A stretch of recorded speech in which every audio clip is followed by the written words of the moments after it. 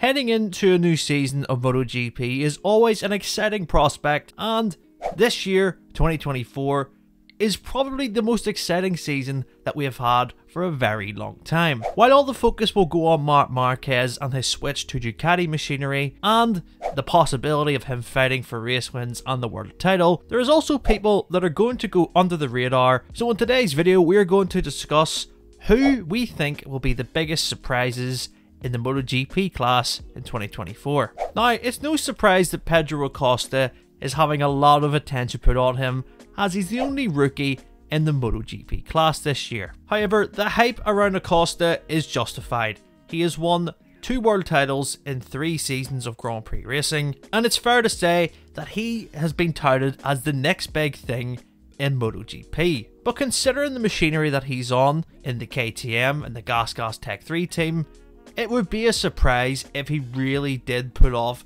a spectacular season. Would it be a surprise given his talent? No, but in the circumstances, yes. Acosta is heading into a team that sees him join up with former teammate Augusto Fernandez. The KTM is a tough bike to ride. It has improved a lot over the years, but looking at last season's results, there was one rider who was able to constantly get the best out of it, and that was of course Brad Binder. So Acosta's benchmark in terms of the KTM riders will be getting close to Binder, which is not going to be easy.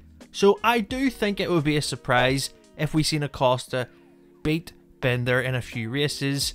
And you know, realistically, the expectation for me and the best possible finish for him in the championship would be inside the top 10.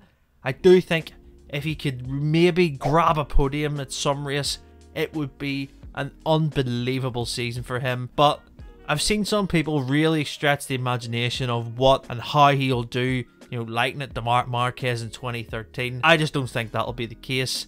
But I do think it'll be a surprise if he can adapt quickly and take it to Binder. But he has that special talent, so anything is possible with Acosta. After a disastrous 2023 season, you would be expected that Honda and Yamaha would come into this year with not much optimism. But as we've discussed previously, concessions are here and they are here to help them. Now, the results and the upturn in performance might not be noticeable straight away, but this is an option and a lifeline for these 2 manufacturers to fast track their way back to the top. Would it be a surprise if a Yamaha or a Honda won a race this year? Yes. That is why they're on this list. They have a great list of riders. Honda obviously losing Marc Marquez is a big blow, but bringing in Luca Marini, a rider who has known the Ducati during his time in MotoGP, is known for his thoughtful, methodical processes when going through a race weekend and a program to get the bike how he wants it. They have Joan Mir, a world champion in Moto3 and in MotoGP. Yamaha have Fabio Quartararo, Alex Rins. The lineup for the factory teams is great, but when you look at Honda's satellite team, they have also Johan Zarco and of course the experience of Taka Nakagami. So all isn't lost for the Japanese manufacturers this year. They need to adopt a more European approach to developing the MotoGP bikes, but I do think with the acceleration of their testing program and what they're allowed to do throughout a season to their bikes with concessions, it would be great to see them up front again, but it also would be a surprise if they got a race win. Looking at Ducati and the plethora of riders that they have, there are a few riders who arguably delivered so well last year that it might be hard to live up to their expectation going in to 2024. But there is one rider who is on a Ducati, and he's on the latest Ducati, that might be a surprise to many as he heads into what could be said as a last chance saloon for his MotoGP career, which is crazy to think. Frankie Morbidelli is riding for Pramac Ducati in 2024, and he's also riding the GP24, the latest spec from Ducati. This is the chance for him to show the 2020 form that we've seen from Morbidelli as he fought for the world title on board the Petronas Yamaha. I think he's in a good environment, you know, being out of a factory team and especially being overshadowed by Fabio Quartararo will definitely help Morbidelli in the atmosphere at Pramac. Yes, he does have Jorge Martin, who, as we know, fought for the world title last year, but it is a satellite team as such.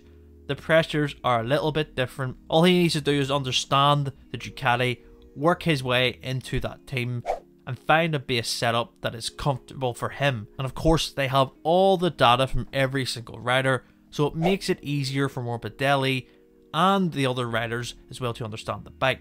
Of course, Morbidelli was obviously limited when he had data for the Yamaha, as it was only him and Quartararo, especially last year. So this, to me, is a chance for Frankie to surprise many and remind people why he is and deserves to be a MotoGP rider. Finally, our last surprise would be Aprilia. As a brand, it would be fair to say that Aprilia maybe didn't deliver as much as they could have in 2023, although they did win races with Aleix Espargaro. I do think there's going to be a big surprise with the Trackhouse Racing team that are taking over from the spots of RNF Aprilia. Of course, we have Miguel Oliveira and Raul Fernandez. Now, if you didn't know, Miguel Oliveira is getting the 2024 spec, the same bikes as the factory Aprilia boys of Maverick Vinales and Aleix Espargaro. It puts it in two camps for Oliveira. It is great that he's got this bike, but now he needs to show why he deserves it and why he is one of the best MotoGP riders. I do like Oliveira. He was incredibly unlucky last year with injury, constantly getting taken out by other riders. But 2024 is a big year for him to prove, if he wants to get into that factory team in the future, why he deserves it. But he's going to have a problem with his teammate Raul Fernandez, who has been constantly improving in the second half of the 2023 season. And I think Fernandez is going to go really under the radar. He's my rider to watch for everybody. I think he's getting real confidence from that second half of the season. We've seen some fantastic results. He was also fast in the Valencia test. I do think Fernandez is going to be a real dark horse.